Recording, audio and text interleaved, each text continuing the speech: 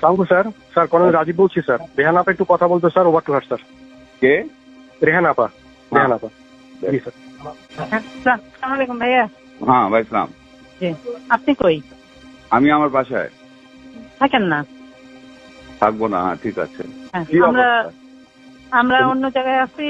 আমরা মানে ববি টিউলিপকে কনভিন্স করছে তো, ফোন না করতে পারলেও আল্লাহ যদি বাঁচায় রাখে কথা হবে। তো তোমরা অন্য জায়গায় চলে গেছো, আপাও গেছে। জি ভাই, তো আপনি তো আমি আমরা যদি বাইর হইতে পারি আমরা বের হয়ে যাবো। আনিসুল হককেও বের করে ফেলিস সাথে।